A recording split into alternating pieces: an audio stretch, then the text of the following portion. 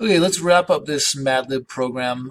We saw that we had this problem where, right, I could, my JavaScript code is running before I even have a chance to enter anything into my input element, right? So, of course, those input elements are blank, and it shows me the blank stuff. All right, so let's fix that. So first up, we want to run this, but my button has the ID madlib button. I want to add an event listener to my button. All right, so let's go here and let's make a comment to explain what we're going to do.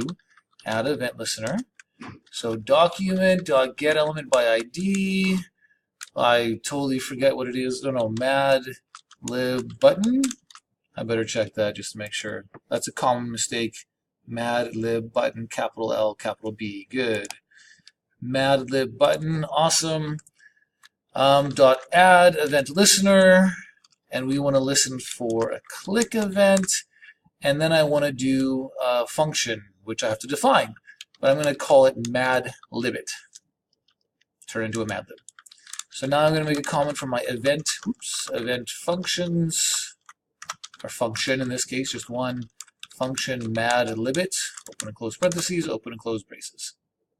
All right, so this is super common, right? Add the event listener. When I click this element, I'm going to run this function. All right, what do I want to do? I want to do this code. So we put it inside of our function. When I save, I have format on save, or you can hit F1 and type in format document, and it should automatically tab nicely. You want to do this so you can clearly see where the function starts and ends, right? Everything inside the function should be tabbed over nicely.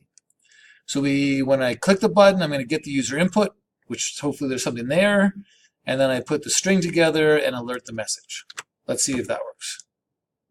Okay, so nothing's running, nothing's popping up. That's good.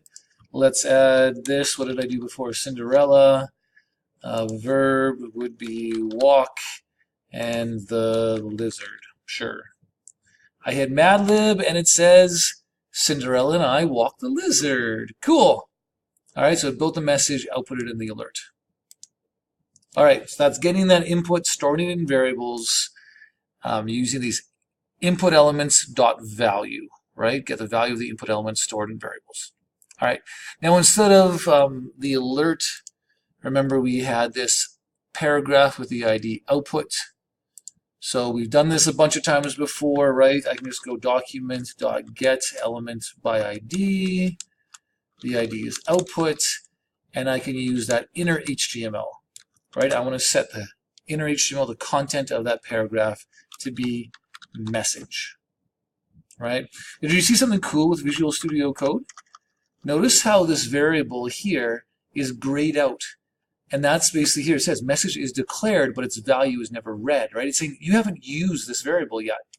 But as soon as I use it here, it goes dark, right? Same with this. If I deleted this person plus, it grays out and say, you haven't used person. You declared it, but you haven't used it. Okay, cool. Save that. And now I should be able to do who? Ferdinand the bull, right? Ferdinand ran, and a noun, fence. Ferdinand and I ran the fence. Cool. And that's it. Input, a button for the event. We get the input. We output the results. Do this string, right, where we put the stuff together. That's pretty cool. All right. Well, we could add some more style to this, right? And it should work again if I were to do this differently. Let's say we do Mr. Olson again, and he left car. Oh, this isn't going to make sense at all. Mr. Olson and I left the car. Nice. So every time you hit the button, it gets the new values and then puts it together into that message and outputs it. Okay. Input, put together madlib string, and output it. All right, if we go here, so user input and variables was the main goal in this lesson. We saw that we can do input with prompt, or we can use these input elements and then, or input, and then we need to select the element and go dot value, right, to get the value. Store input in variables, right? The idea of let variable be assigned something, right? And that's kind of the new things that we did. Some notes maybe about valid variable names and make them meaningful and stuff like that. But we'll do variables a lot in future lessons. Is there anything else I want to show you in this video? No, just to style this maybe a little bit nicer. Okay, I think that's good. All right, next video, what do we have planned? Oh, next video, I think we're going to do numerical input, right? This is text, and it's important to note that when you do this dot value, it always returns a string. And some weird stuff happens if we try to do like math operations with strings. We'll have to learn how to convert these values to numbers. Okay, we'll see that in the next video though. This one was all about input elements and getting their value, storing them in variables, using those variables to build this crazy string, right? When we add strings together, it just puts them side by side and then outputting the result. All right, hope that made sense. Take care and see you in the next video.